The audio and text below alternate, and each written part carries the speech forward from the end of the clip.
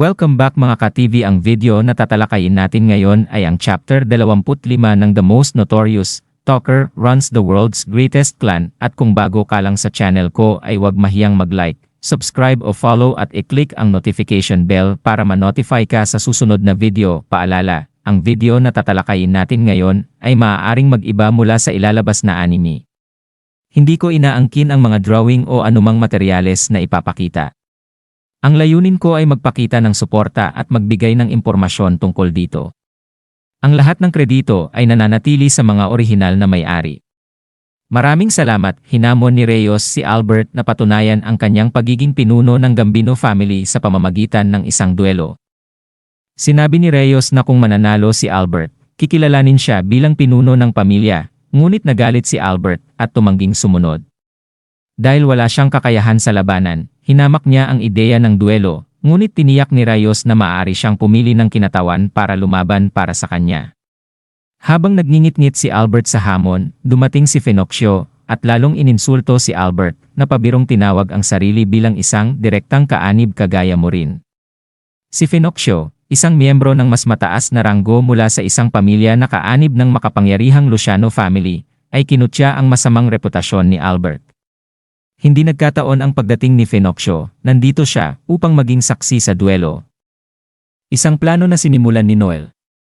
Nakita ni Fenocio ito bilang isang pagkakataon para tanggalin ang isang kalaban sa negosyo nang hindi siya nasasangkot. Tiwala na kung matatalo si Albert, mapupunta ang kontrol sa Gambino family sa kanya, at si Reyes ang magiging pansamantalang pinuno. Nagmamadaling suportahan ni Fenocio ang plano ni Noel bilang kapalit ng malaking gantimpala na 50 milyong fil, isang maliit na bahagi lamang ng taunang kita ng Gambino family. Bagaman may pagkakataong humingi ng mas malaki, pinili ni Noel na panatilihing mababa ang kanyang hinihingi upang maiwasan ang pagkakautang ng masyadong malaki kay Fenocio o ang magalit ang isang makapangyarihang kakampi sa ilalim ng mundo. Nagngingit-ngit si Albert at inakusahan si Fenocio na siya ang utak ng kanyang pagbagsak. Ngunit itinanggi ito ni Fenocio at itinuro si Noel bilang tunay na nagplano ng kanyang kalagayan. Pinilit niyang magpasya si Albert sa kanyang kinatawan o, kung kaya niya, siya mismo ang lumaban. Nang mabalisa, napilitan si Albert na tanggapin ang duelo at nakiusap na kung mananalo ang kanyang piniling mandirigma, siya pa rin ang kikilalaning pinuno.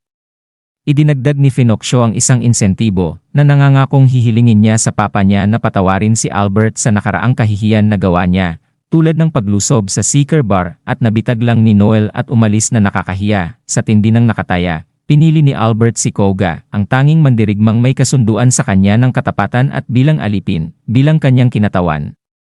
Alam ni Noel na ito ang pipiliin ni Albert dahil sa pagiging tapat ni Koga, habang hindi na niya mapagkakatiwalaan si Reyes dahil sa kanilang tensyon, kahit ito ang pinakamalakas niyang mandirigma. Si Alma, isa sa mga kasamahan ni Noel, ay galit na galit kay Koga at gustong maghiganti, ngunit si Noel ang kusang humarap sa kanya. Bagaman tumutol si Alma at sinabing natalo na siya ni Koga noon, tiwala si Noel at pinangakong papakainin siya matapos ang tagumpay. Nagsimula ang laban, magkatapat sina Noel at Koga, habang tinutukso ni Noel si Koga na walang makukuha sa kanya ang paglaban para kay Albert. Ngunit binaliwala ito ni Koga at ang atensyon niya ay nakatuon kay Noel. Inamin niyang may plano si Noel sa laban na ito, at kahit natalo na niya ito noon, gustong makita ni Koga ang inihandang estratehiya ni Noel. Sinagot ni Noel ito ng pahayag na dapat ibigay ni Koga ang lahat, at silang dalawa ay nagkaalaman na, third time pays for all. Sa mga pahiwatig ng masalimuot na nakaraan ni Koga, hinarap niya si Noel ng may matinding determinasyon, sumiklab ang matinding labanan, mabilis na umiwas si Noel sa mga atake ng espada ni Koga at gumanti gamit ang mga ice bullet. Inilabas ni Koga ang kanyang bladesman skill, ang Aokakuru Isaki, na nagpamalas ng kanyang galing sa espada. Habang pinapanood ni Fenocio at ng iba pa, nabalot ng yelo ang lugar na nagtakip sa kanilang laban. Si Reyes, tiwala sa lakas ni Koga, ay nagpapahayag ng suporta. Samantalang si Albert, puno ng kumpiyansa, ay naniniwala na si Koga ang magdadala ng tagumpay sa kanya, itinatakwil ang taktika ni Noel bilang purong yabang. Sa gitna ng lumalalang tensyon, nasa isang matinding labanan ng kakayahan at diskarte sina Noel at Koga, kapwa determinado na itakda ang kanilang kapalaran, at dito nagtatapos ang chapter 25 ng The Most Notorious Talker. May nagsusubaybay pa ba? Mag-comment down below at sana patuloy pa kayong sumuporta sa akin at mag-comment. Kahit random things. Maraming salamat!